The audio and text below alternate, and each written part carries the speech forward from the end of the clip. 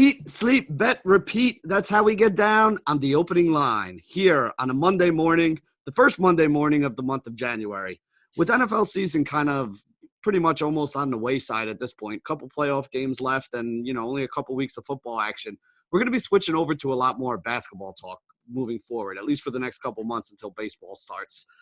And as always, I bring in my two experts. We got, we'll start with golf man Paulie this morning. How are you doing, Paulie? Because we might have a little problem with Frank here today, but we'll talk about that in a minute. I'm doing good. Happy Mike McCarthy Day, Benny. Yeah, that was the problem I had. I mean, listen, I don't like to celebrate anybody's misery. I'm a Jets fan, so misery kind of comes with that. Frank, I'll give you the floor for a minute here. If you got to get it off your chest, get it out there. Frank is a Cowboys fan, for those who don't know. Cowboys, big hire this morning on Mike McCarthy. You know what? I'll just shut up. Go ahead. The floor is yours. Yeah, I'm just starting to feel like a fucking Browns fan over here. I can't – it's like all the decisions could possibly go wrong. They just continue to go wrong, and that's about it. So I celebrate my own misery. I'd rather be miserable anyway. It's more fun. Yeah, well, like I said, I'm a Jets fan, so misery loves company. I'm right there with you at this point. Yeah, it's like you just expect it at this point. So we had a pretty good weekend in NFL action. I know Paulie was in there in the chat, helped me out, hit a couple in-game bets on some of those in the middle. We had a lot of good, with the exception of the Saints, a lot of things worked out the way, we wanted them to. The money is in the account, which is always a nice thing to see.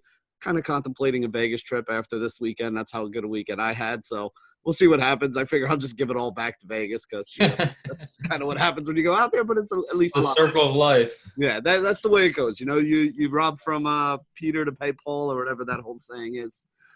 So we'll see what happens there. But we got a big game of NBA today. We got a lot of games to talk about. So I want to kind of get right into it. We'll start at the top. The first one is Brooklyn and Orlando. Currently seeing Orlando as a 5.5-point favorite in this game. The total has actually moved up to 212, which I know is probably not great here for Frank, although it is good for him because I think you got down at like 208 or 209 you had a bet down on in the package. Is that right? Yeah, we played over 210.5. It's up to 211.5 and 212.5 in spots, depending on where you look. Looked like consensus somewhere around 212.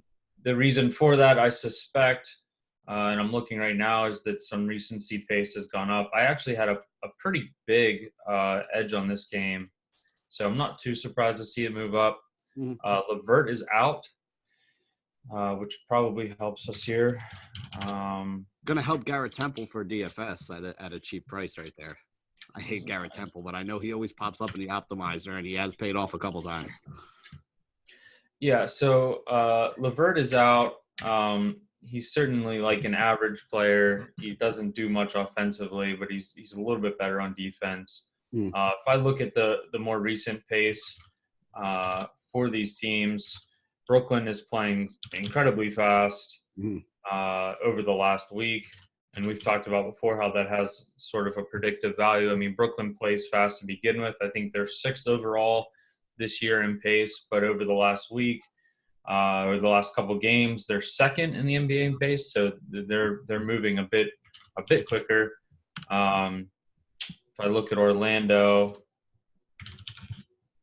they're 26th in the league in pace, and they're pretty much unchanged over the last week. So the main thing here is that Brooklyn's playing a lot faster as of late. The reasons for that, I'm not too sure, but the model definitely likes the over quite a bit here. No edge on the side, but I've got this game closer to like 215, which is pretty big edge for me. So I would still play it now, to be honest, even if you missed it a little bit, and just hope you don't end up in the middle somewhere. Yeah, well, that's actually what I was going to ask you. Is you're still willing to play it? Is there a limit to where you'd be willing to play it at this point? Because like I said, not in at 210, it's up to about 212 or so. So what's that top for you? The top for me is probably where it's at, like 212. I don't know if I'd play 212.5, but 212 for a 3-point edge would be pretty good. All right. So Paulie, what are you thinking about this? Again, Jonathan Isaac being out makes that defense a little bit weaker. They've been going a little bit smaller. Couple things going on there in Orlando, and there's a lot of injury news that we're going to talk about here today. So it's definitely going to be something to affect the slate. But anything in this game that you're looking at, Brooklyn, Orlando? Yeah, the only piece that I'm going to be using in this is actually be using Orlando Moneyline and pair it with a few other games that have it parlay today. I don't necessarily want to play the spread when it's at around that number to where it can kind of get backdoored to, the 5.5, 6 range.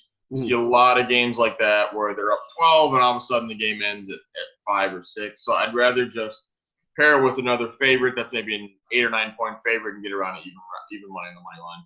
Yeah, and I saw you did that a couple times today in the package with a few of those bets. Yeah. I threw a couple of them in myself. Kind of almost like a round robin actually of 2x2 action stuff. Yeah, so definitely something that's definitely something that's good to look at if you're trying to put two of these big favorites together on the money line. You can get around even money or so on it. That's something that I like to do as well. So let's move on to the next game, Paulie, because I know this is another one that you have in with some of those parlays. Boston taking on Washington today. We're looking at a 226.5 total at the moment right now. Boston favored by about 8 points or so. A lot of injury news here on Washington, so I have a feeling that this one can kind of fluctuate throughout the day. We're waiting to hear on Bradley Beal. We don't know if Jan Mahinmi's going to play. They already are missing about 5 other big guys on this team. So, I mean, Jan Mahinmi was kind of playing 25 minutes, 30 minutes out of necessity here. You take him off the floor. I mean, this is going to be a very – you're talking about like Ish Smith, Jordan McRae, Troy Brown, Isaac Bonga, and, Anziz Pasernix as like the 5 guys that are going to be on the floor here for Washington. On the Boston side, they're also going to be without Kemba Walker. Just so many injuries in this game, so tough to really kind of play it. But, I know you had something you liked about it. So what are you looking at for Boston, Washington? Yeah, so the injury loss on Boston with, Kemba being sick and being out isn't that big of a loss in my opinion because Marcus Smart usually slides in there, and the drop-off there is a lot less than it is on the Washington side when guys injured just because of pure depth. And we just saw Boston obviously, play well the other day when Kemba was out. But in terms of like the valuation of this, there's another one where the spread's sitting there, I think at 8.5, just kind of in the right. I think there's a little bit of value in that, but I'd much rather take Boston and pair them in a money line, such as, put them with a couple of teams we'll talk about later on, and not necessarily Orlando, but another one. And I think that creates good value because I really don't see Boston losing the situation because, Washington's been pretty gritty, but when there's a pure talent gap like this, I just don't see Washington winning this game. Yeah, I'm pretty much of the same mindset as you. Anything you're looking at here, Frank, Boston, Washington? Not for me. You know me, I try to avoid games with injuries, and when I can't really say what's going to happen, especially with key players. I have, just for reference, I have Beal out and Mahinmi in, and I've got it around 7. I do favor the under a little bit, but that could change a lot without another big guy for Washington. It's hard to say with Kemba out what Boston does. There's not a big sample there of Smart. I mean, we have sample on Smart, but when Kemba's out, how fast are they going to go? Like Paulie said, the Smart and Kemba are very similar from a value perspective, but on the flip side, right, so Smart is a little bit better defensively, creates more value there than offensively, whereas Kemba's more, on the other side of the spectrum. For me, I'm avoiding this game. Just out of sheer, uncertainty of what's going on. But if Mahinmi is in, I would kind of lead towards the under here. I've got it at like 222.5. So normal size under for me if I were to play it. But he needs to be in, and I'm not so sure he is. Yeah, and you're getting a couple points on that right now, right? Because what are you saying, 226s or somewhere around there? Yeah, 226.5. But like I said, with Kemba out and Beal out or potentially out, those are ball handlers. Those are guys that determine the pace, and it's hard to say exactly what Washington's going to do. Did they play faster with another big guy out? Did they play slower just out of, bad players being on the court that aren't going to be as decisive in decision-making? I don't know. I'm probably going to avoid this game straight out, but if Mahinmi is in and Beal is out, then I would lean towards the under a little bit. Yeah, I've used this game, a lot like Paulie has been saying. I really don't see any way Boston loses this game against a, really beat-up Washington team right now. And it does make a lot of sense to look at the under as well, especially if Beal is out, like Frank's saying, because you got Smart, more of a defensive guy than an offensive guy, so you got to figure that factors in a little bit. If Beal is out, the replacement guys they have might chuck up the same amount of shots, but they're not going to do it as well and at the same efficiency. And on top of all that, there's a chance that this game could blow out and, Washington doesn't even get to 100 points in this one. So a lot of reasons the under might be in play there. So that's something I like. I've got this game with, like I said, with the rosters that I have constructed, not that I have any inside information or whatever, but with Mahimi in, I've got around 7. If he's out, he's worth around 2 or 2.5 points to Washington right now, maybe even more so. So somewhere like 9.5 would be the number if everyone's out for Washington that we expect. Yeah, I mean, I have never seen a team with this many big guys hurt at the same time. Like, they're 5 or 6 deep with big guys in suits on the bench right now. So they are really, really hurt. I don't even know if they're going to have enough guys to play more than one guy. 4 of their top 5 players are out. Yeah, it's really beat up for them right now. 5 out of 6. So yeah, which is why I said, I mean, the Boston side of this, to me, if the Celtics lose this game, I'm going to be shocked. So let's talk about the next one here. We got Indiana and Charlotte. This is a 209 total here. Indiana favored by 5 on the road. Frank, I think you had a play in this game, right? So let's start with you. Yeah, so I'm taking another Hornets under. Their totals have been crazy all year. Most of my sources like this Charlotte under. I played it in the last game. It was at 2 nights ago, and I went to overtime and killed us. But it was under easy in regulation. I played under 209.5. It's sitting at 208.5 right now. So let me check what we've actually got it at here. 207 looks to be my number. So small edge there. I would play 208.5, but nothing less than what it is currently.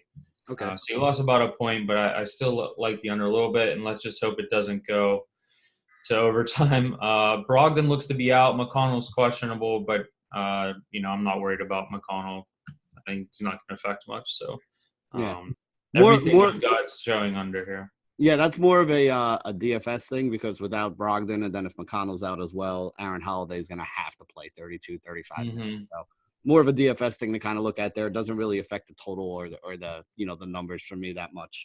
Paulie, anything you like in this one, Indiana Charlotte? No, my numbers are right on spread and total for this game.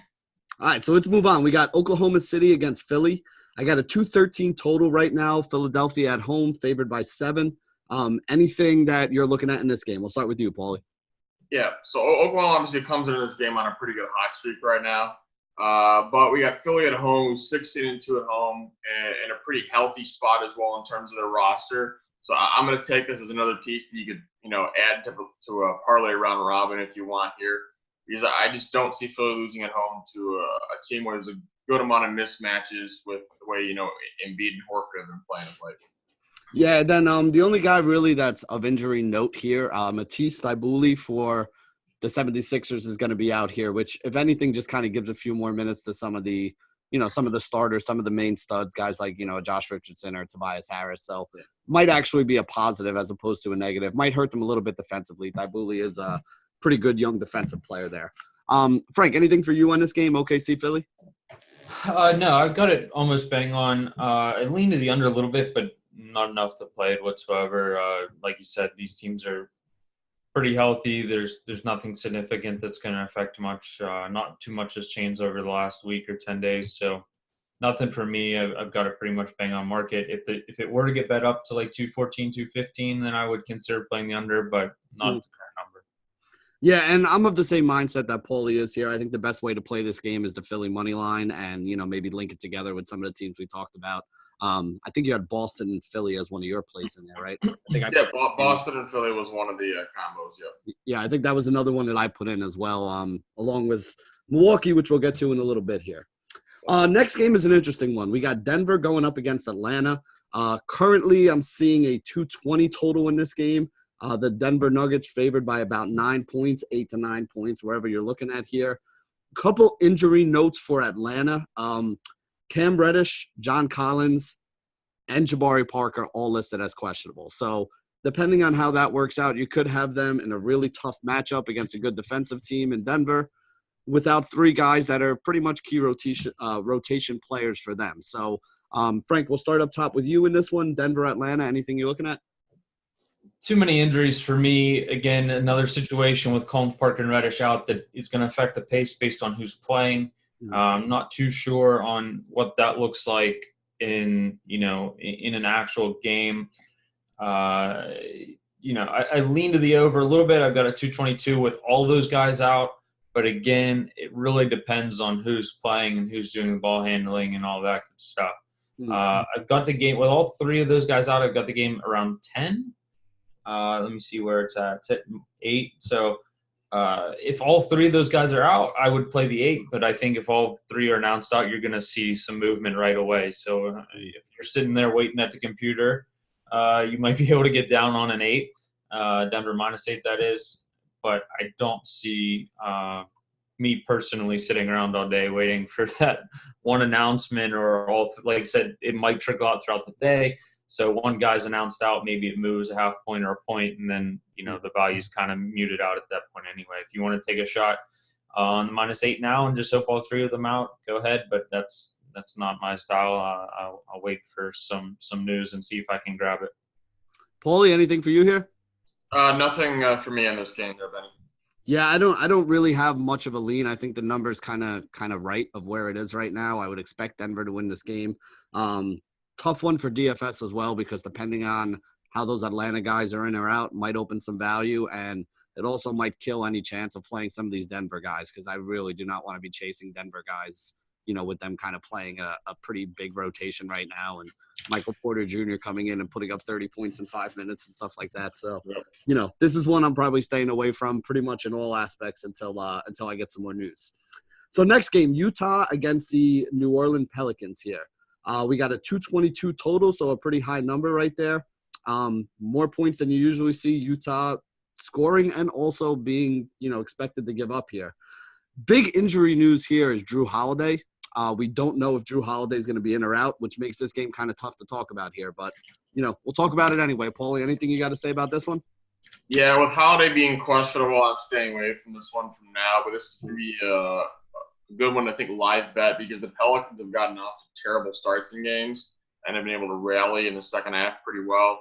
Mm-hmm. So if the Pelicans, get down double digits and, you're getting a +7, +8 live, I think that might be a very good spot, assuming Holiday plays. Interesting. Frank, anything for you? Yeah, I agree with Paulie.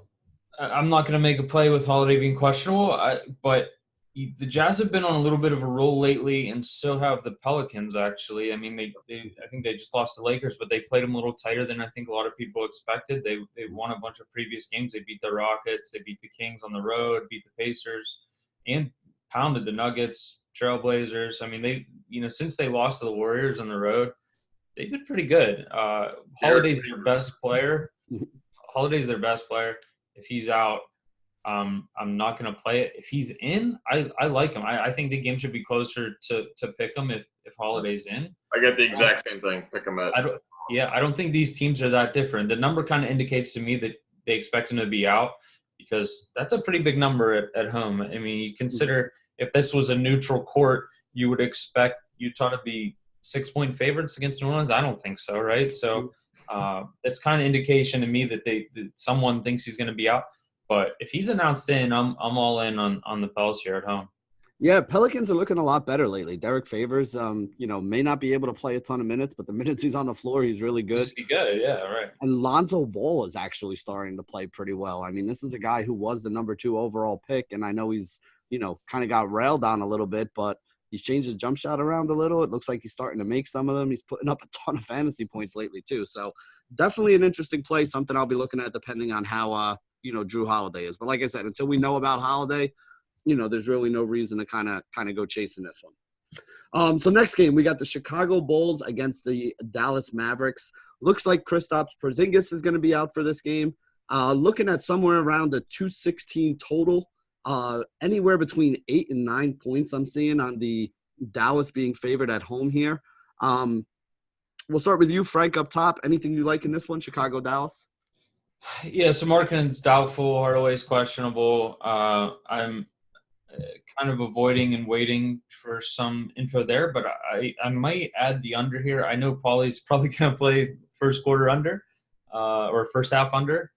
based on his previous plays. They're like 69-1 on the first half unders in these games. Close to that. I haven't looked at what he actually played in the sheet, but I'm gonna take a stab and say you like the first half under. But I do like the under in the game quite a bit. I'm just waiting and holding out to kind of update my model until I get who's actually playing, and then I can adjust the pace and things for Dallas and Chicago. But from what I'm looking at here, it's not like these guys make that big of a difference. In the numbers I have, it looks like I'm going to lean towards the under, which I may add here in a little bit.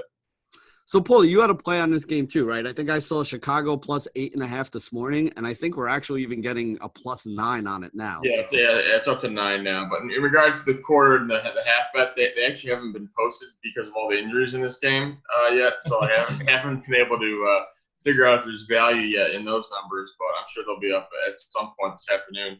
But yeah, this is a big value spot for me here. We attacked Dallas when they played Charlotte the other night.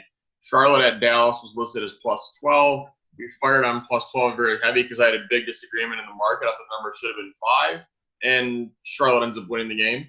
They're up 20 at one point. I see the same thing here just because without Porzingis there, it puts all the pressure on Luka, and I just don't see Dallas being as good of a team with Porzingis out and Hardaway possibly being out. Whereas on the Bulls side, sure, Markkanen's doubtful, but there's a lot of other pieces on Chicago, and I don't really think that highly of Markkanen. I'm a Chicago guy because I'd rather end up having Levine taking some more shots here than Markkanen, who takes some questionable threes at times. So I have this line closer to 4.5. So with the market current being at 9, I think it's a very sizable edge. So definitely a play in Chicago for me. Also, most likely a play on the first quarter and half on Chicago as well there. With Dallas kind of coming out as a fairly slow starter and Chicago coming out pretty hot. Yeah, I noticed you said that in the betting package this morning, is that you had a couple first half and first quarter bets that you're waiting on some injury news and stuff like that. So if you try to get in there early like we tell you to do to get down on these numbers before they move, get Frank's 210 on the Mets game or, good. Who do you guys see, maybe Benny, with Luka basically running the entire game? Who do you see on Chicago matching up with him? And do you think that he has a lot of success there? Because my model's not going to pin that down from a narrative perspective, but I've got the game at 7, so I agree with Paulie's side here. Like I said, the guys that are out or questionable aren't going to make a huge point spread difference. Who do you see with Luka basically always having the ball? Who's going to match up with him? Match up with him, meaning on like the Chicago side, on the other side? Yeah.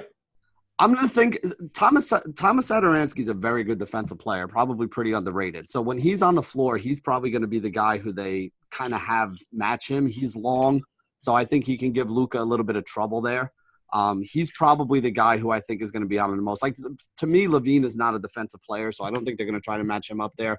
And plus, you don't want him wasting all his energy chasing around Luka and fighting Luka on the other side when you're going to need him to kind of score over there. So, I think Satoransky is going to be the guy who's on him the most time because I really don't think Chris Dunn was known as a pretty good defensive player, but I don't think he really has been as good as he was coming out of college or he was expected to be coming out of college.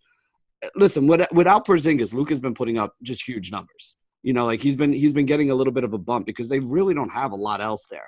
I mean, he's going to be on the floor with like Maxi Kleber, Dwight Powell, maybe like a Jalen Brunson. Dorian Finney-Smith is playing like 35 minutes a game right now. There's not a lot of other guys that can do anything. So I think this is going to be one of those like 25-shot games for Luka where he also has a chance for 10 rebounds, 10 assists. Fantasy-wise, he's definitely somebody that's – I do the cash game article for DFS. He's in the cash game article today because I could see him putting up 55, 60 fantasy points just because he's going to be out there on the floor and doing a little bit of everything. It doesn't necessarily mean it's a good efficiency mark either, though, right? Like, to be honest, 37 minutes, but he's never going to drop the ball, right? Yeah, the more he's out there on the floor, the more minutes he's out there on the floor, and the more shots he's kind of forcing up because of lack of other guys that can make plays. Yeah, his efficiency is going to go down, but in overall fantasy points, it's probably still going to go up though, because like you said, if he's playing a ton of minutes, he's a guy that. I want to say produces over 1.5 fantasy points per minute. I got to look at that. It might even be a little closer to 1.7, So, maybe that drops a little bit down to 1.4, 1.5, but, an extra 3 or 4 minutes, that still means an extra 4 or 5 fantasy points. So Right. that's kind of the way I'm looking at it. We got 2 more games to talk about here. Paulie, I'll start with you on this one. I think you both have a play on this game, if I'm not mistaken. Yeah, this is Frank and me agreeing on a play. This is scary. Yeah, which is why I went big on this one, because the two of you both like it and means, that's the right side here. The Milwaukee Bucks, currently a 7-point favorite over the San Antonio Spurs. I think they just played the last game against each other as well. That one was in Milwaukee. Milwaukee won by 9 or so. It was like 128, 119 off the top of my head. I know it's pretty close. I might be wrong on that, but it's something like that. Now they're going to San Antonio for this one. 7-point spread for Milwaukee. We got a 229.5 total here. So, Paulie, we'll start with you this time. What do you think? Finally, a game with very little injury news in terms of starters, so that's nice. So, but yeah, edge here on Milwaukee. I think there's a couple-point edge in the spread here, but I'm going to play it a little bit different here by putting the Milwaukee money line in a bunch of parlays. So you can put like Milwaukee and Orlando together, Milwaukee and Philly, Milwaukee and Boston, because you can get all those for somewhere between even money and like minus 150. So I think that's pretty valuable there because I don't see Milwaukee losing in this spot. And then in terms of the spread, I'd actually rather attack that using the first half, and I was able to grab Milwaukee first half minus 3.5 earlier. I haven't checked to see what the movement on that has been since I posted it last night. Okay, then Frank, I know you're down on this game as well, right? Yeah, I took the spread in Milwaukee. I don't mind the money line play if you prefer that. If you prefer trying to stay away from a backdoor.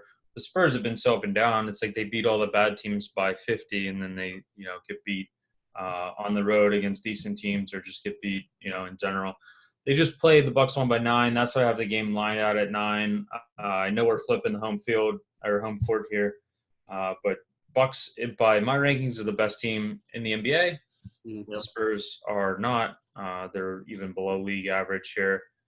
It certainly wouldn't surprise me to see the Spurs come out and play well to start, but I think Milwaukee's going to beat them by at least 9 in this game. It should be pretty fast paced. I've got the total at like 230.5. I think it's sitting around 230 in the market, which allows me more time and more possessions for the Bucks to get out ahead and assert that they're the better team. When a good team is playing at a fast pace and the opponent is playing at a fast pace, I mean, I have this as the fastest game on the board.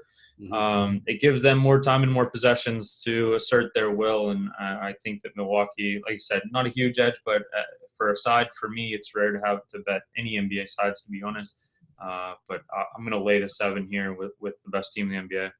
Yeah, so I mean, we have bets basically on Paulie likes minus 3.5 for the first half. Frank likes minus 7 for the game. Paulie's all over the money line. And I got to be honest with you, because these guys are so high on it, I've actually used Milwaukee in a lot of my parlays and stuff as well. So if the Bucks lose tonight, it's going to be a rough week here at the Ricciardi household, ramen noodles for a couple days. But you know what? My kids are strong. They're resilient. Get them ready for college. They'll bounce back. They'll be fine. So hopefully we don't have to go that route. Hopefully Milwaukee wins, and then we can eat steak on Friday, and it'll be a good day. So next game here, Golden State Warriors against the Sacramento Kings. Golden State's got a bunch of injuries. Golden State has had a bunch of injuries all year, so this isn't anything new for them. I was a little surprised to see Sacramento favored by 11 points at home against Golden State right here. So Vegas is definitely thinking this game is going to be one that could kind of blow out. We're looking at like a 211 total in this game right now, give or take a few points either direction.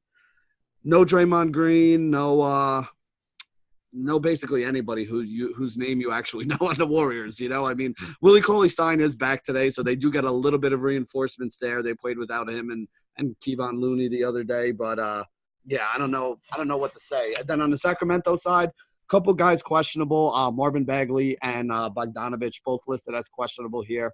I don't know who we're starting with here. Frank, we'll start with you here. Golden State Warriors, Sacramento. Anything on this one?